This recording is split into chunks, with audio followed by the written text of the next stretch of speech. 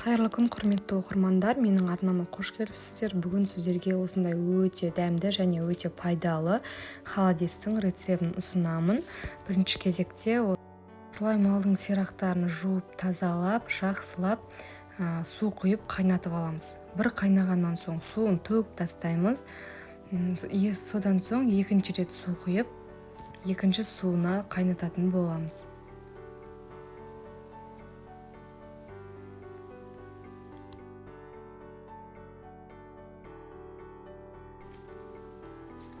Көріп тұрғандарыңыздай, міне екінші рет суды құйып қойдым.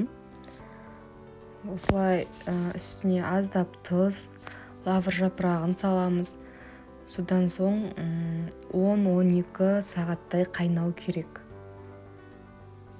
Міне уже қайнап шықты. Енді кезекте көбігін аламыз.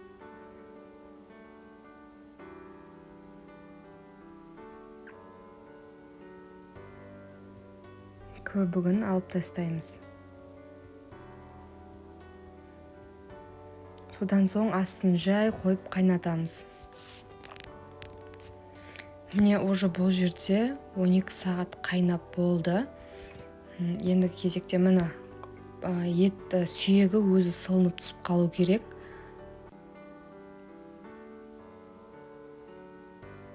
Барлығын бір ыдысқа салып, сүйектерін алып тастайтын боламыз.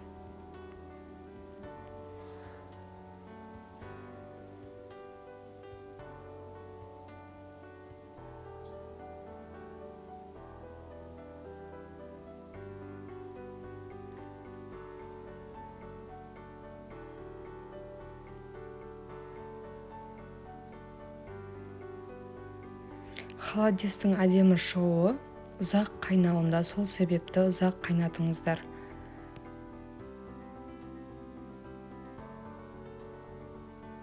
Не көріп тұрғандарыңызда осылай әдемі болып, өз сүйегі түсіп қалу керек. Сонда холодесіміз әдемі болып шығады. Қазір холодестің сезоны.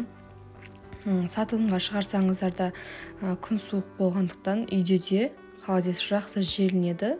Осы рецептпен жасап көрсеңіздер болады.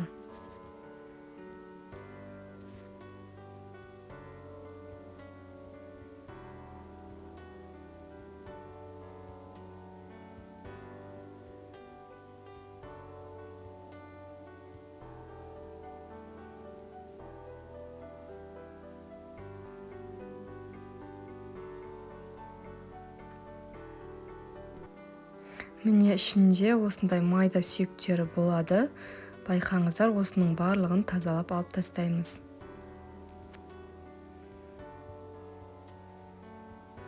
Міне барлығын алып болдық.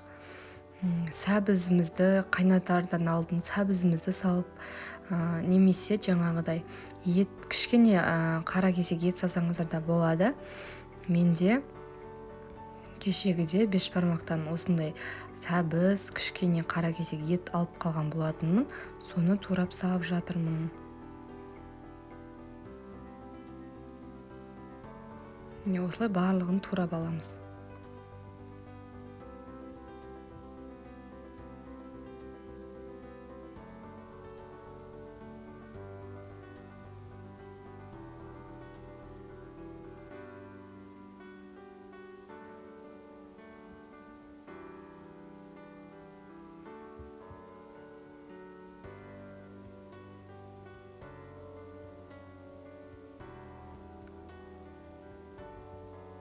Міне етінің бәрін осылай тураймыз.